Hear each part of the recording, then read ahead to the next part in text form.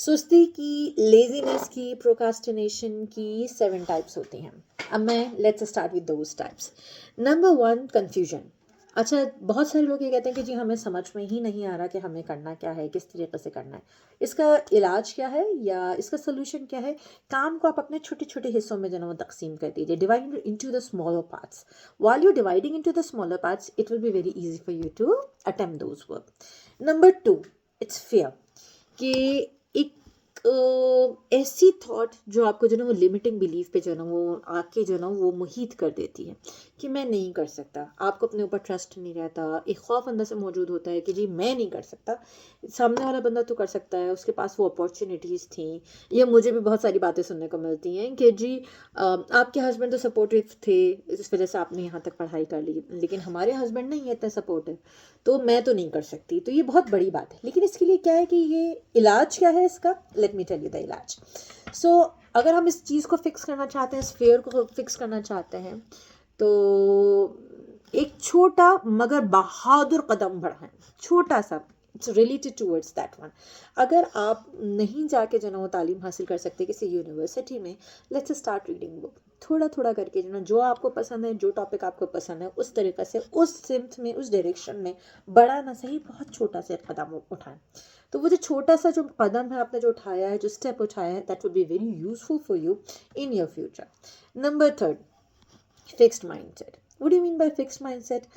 कि बहुत सारे बच्चे हमारे पास भी ऐसे मौजूद होते हैं जो आते हैं, जो इस खौफ से, इस रीज़न की वजह से जो है ना वो सवाल ही अटेम्प्ट नहीं करते कि कहीं मैं नाकाम ना हो जाऊं, या सामने वाली जो टीचर है वो मुझे वो बेवकूफ़ ना समझे, या वो ये ना कहे कि जी मैं दुनिया मुझे जो है ना वो बेवकूफ़ कहेगी अगर मैं इस तरीके से जो है ना वो काम करूँगा, तो या अगर मैं नाकाम हो गया तो इस बात को समझना बहुत ज़रूरी है कि कामयाबी अ, ना अटेम्प्ट करने से नहीं मिलती। कामयाबी जो है ना वो सीखने से मिलती है, और सीखने पर तवज्जो देने से मिलती है।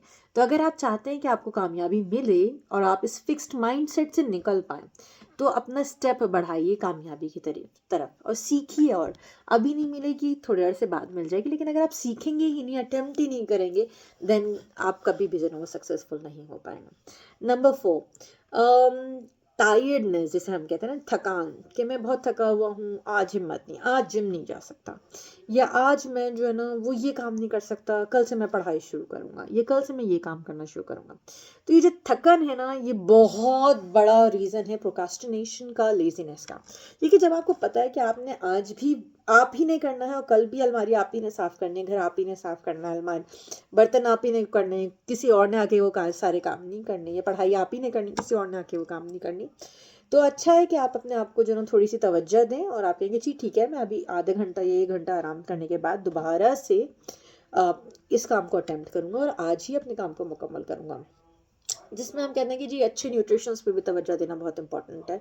इट्स वेरी इंपॉर्टेंट कि हम अपनी स्लीप हाइजीन, अपनी डाइट को, और अपनी जो है ना वो रिलैक्सेशन टेक्निक्स को जो ना वो हम अपने नज़रों के सामने रखें, मेडिटेट करें प्रॉपरली। फिर नंबर 5 कि इंटरेस्ट नहीं है। बच्चों से बहुत ज़्यादा सुनने में मिलता है कि जी वी आर नॉट इंटरेस्टेड, हमें मज़ा नहीं आ रहा, हम बोर हो रहे हैं, दिलचस्पी की कमी जिसे हम कहते हैं। तो जब दिलचस्पी की कमी होनी शुरू हो जाए, तो फिर क्या किया जाए? इसके लिए हम ये कहते हैं कि जी जो भी आप काम कर रहे हैं, जो भी आप एक्टिविटीज़ कर रहे हैं, तो उसके अंदर क्यूरियोसिटी जो है ना वो तलाश कीजिए कि वो क्या क्यूरियोसिटी ऐसी है कि जो भी आप एक्टिविटी कर रहे हो, जो भी काम कर रहे हो, उसमें आप क्यूरियस क्यों नहीं हो रहे, और वो क्या रीज़न जिसकी वजह से आप उस चीज़ में इंटरेस्ट लेने लगोगे, क्यूरियस हो जाओगे, कोई नया क्यों नहीं करे? क्योंकि जब हम वही चीज़ रिपीटेडली रिपीट करना शुरू करते हैं ना, तो उसमें कुछ नया नहीं रहता। जब उसमें कुछ नया नहीं रहता आपकी स्टडीज़ में या आपके किसी भी काम में, तो फिर हमारी दिलचस्पी उस काम से कम होना शुरू हो जाती है। नंबर 6 रिग्रेट, जिसे हम पछतावा भी कहते हैं, कि नहीं, हर कोई ये समझता है कि नहीं अब तो बहुत देर हो गई, अब तो मैं तो 40 की हो गई, अब मैं किस तरीके से पढ़ाई करूँगी, मैं कैसे करूँगी, अब तो मुझे अर्थराइटिस हो गया। तो ये जो पछतावा है, ये जो रिग्रेट है, ये हमें कहीं का नहीं छोड़ता। इसका इलाज क्या है? कि याद रखें, आगे बढ़ने के लिए कभी देर नहीं होती, आगे बढ़ने के लिए कभी कोई उम्र नहीं होती। तो जो सुस्ती आपने आज अपनाई है, जो लेज़ीनेस आप आज कर रही हैं, अगर ये करती रहेंगी तो आप आइंदा आने वाले 20 सालों बाद भी जनाब ऐसे ही रहेंगी। लेकिन आज अगर आप इन सब चीज़ों को कैटर कर लेंगी तो आइंदा आने वाले जो 5 साल होंगे ना वो आपके आज से कहीं ज़्यादा अच्छे होंगे।